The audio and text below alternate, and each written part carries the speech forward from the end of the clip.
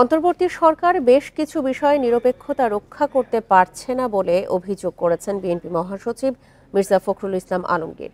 বৃহত্তর স্বার্থে এই সরকারকে নিরপেক্ষ থাকার আহ্বানও জানান তিনি। বৃহস্পতিবার রাজধানীতে এক আলোচনা সভায় এসব কথা বলেন মির্জা ফখরুল। ৬৯-এর গণঅভ্যুত্থানের অন্যতম নায়ক শহীদ আসাদের ৫৯তম শাহাদত বার্ষিকী উপলক্ষে জাতীয় প্রেস ক্লাবে এই আলোচনা সভা।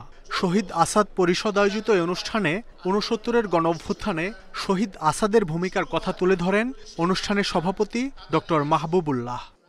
নির্দেশ অমান্য করে একদল ছাত্র ছুটে বেরিয়ে যায় রাস্তার দিকে। শুরু হয় পুলিশের লাঠিচার্জ, কাঁদানে গ্যাস নিক্ষেপ ও রায়ট কার থেকে রঙিন পানি ছেটানো।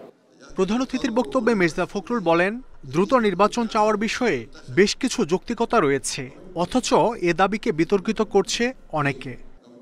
একটা কথা আমি সবসময় বলি, যে কথা বললে আমার অনেক সমালোচনা হয়। আমি বলি যে নির্বাচনটা দ্রুত হওয়া দরকার। কেন বলি এই কথাটা আমি অনেকবার বলার চেষ্টা করেছি। এখন এখানে জোর করে যদি সেই বিষয়টাকে আপনার একটু বিতর্কিত করে ফেলা হয়, তাহলে জনগণ আবার তাদের সেই অধিকার থেকে বঞ্চিত হবে। দুর্ভাগ্যজনক হলে সত্য যে এখন পর্যন্ত সমাজের যে অবস্থা দাঁড়িয়েছে, সেই অবস্থায় কিন্তু আমরা সেই ধরনের একটা ব্যবস্থা দেখে এখনো নিশ্চিত হতে পারছি না যে আমরা সেই প্রত্যাশাগুলো পূরণ হবে।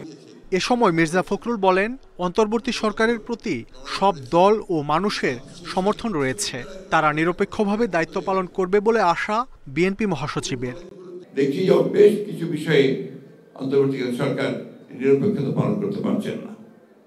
আমি তাই অনুরোধ করব, আমি প্রত্যাশা করব যে আমরা আশা করি যে অন্তর্বর্তীকালীন সরকার তারা সেই নিরপেক্ষতা পালন করবেন এবং দেশে যে সংকট আছে সেই সংকট থেকে দেশকে মুক্ত করবার জন্য তারা কাজ করবেন।